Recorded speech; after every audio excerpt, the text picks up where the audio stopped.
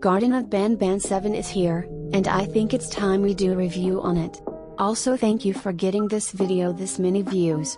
It's absolutely insane. Anyway, I really liked Banban 7, I think it's really innovative.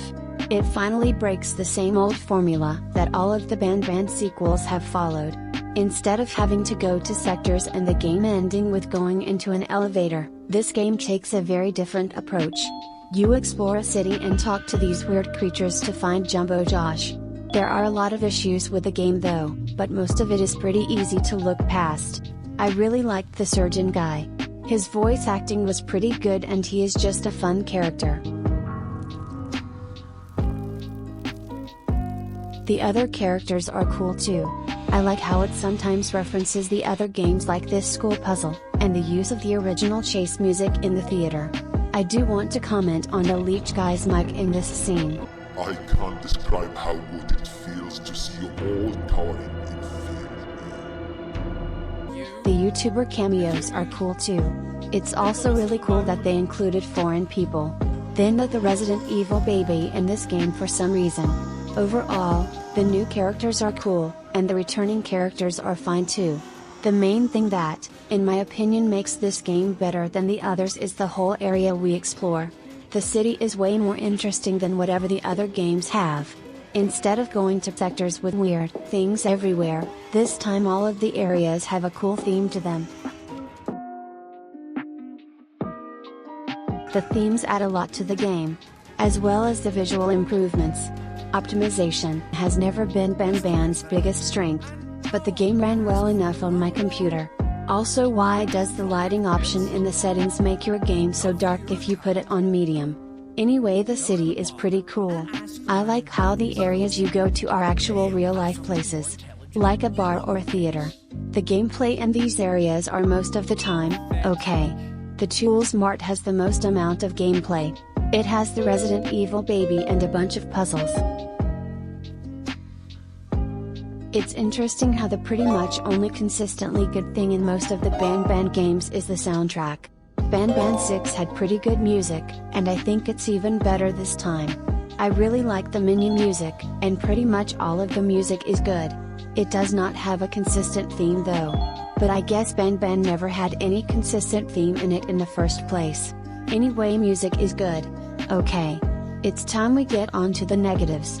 First of all, the weirdest thing is that everything that looked really cool in the trailer ended up being the worst parts of the whole game. The drone.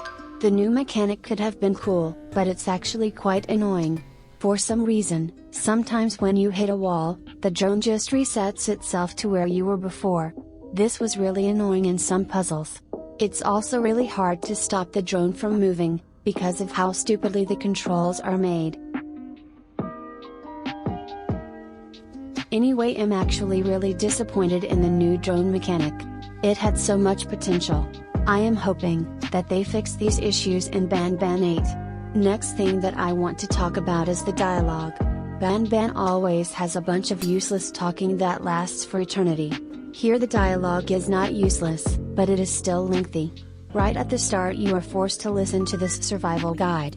It is fine on your first playthrough, but once you play the game a second time, you kinda just wait until you can move on. The surgeon guy also talks a lot when you first meet him, but it is a bit more interesting.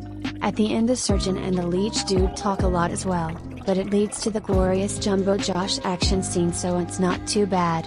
It's also funny to listen to the leech dude talk. I honestly have no idea where his pop filter went when he was recording these lines. Also, when I first saw the leech dude I thought he was a mole.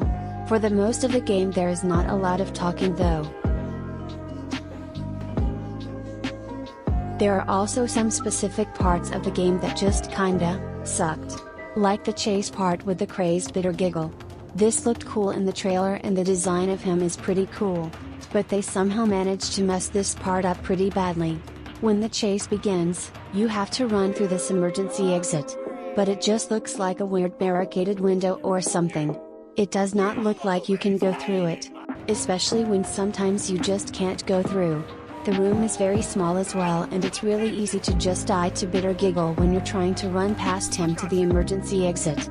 All of this could have been avoided pretty easily as well.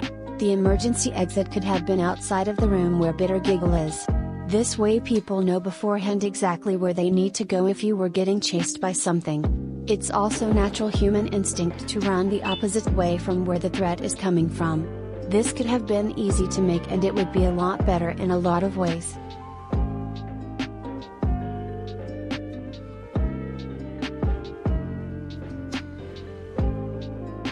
And that's pretty much it. Banban 7 is better than the other games in my opinion. It has the most creative parts in it and is just constructed way better than the other games. It has some major problems that are very easy to fix, and I think if they keep this going, Banban 8 will be even better. This game's ending was a lot different than the other games. We did not actually go into an elevator. Rather we got a crazy plot twist, I think. I actually don't exactly know what this means, but the surgeon did mention that he was a part of the previous wave of cases, or these creatures. Also he said that they got thrown into the lower levels, which means that there are multiple floors below this one and they are probably home to this thing and this other thing. This could create an interesting plot about these abandoned characters and why they were rejected. Banban 8 will probably release around September of 2024.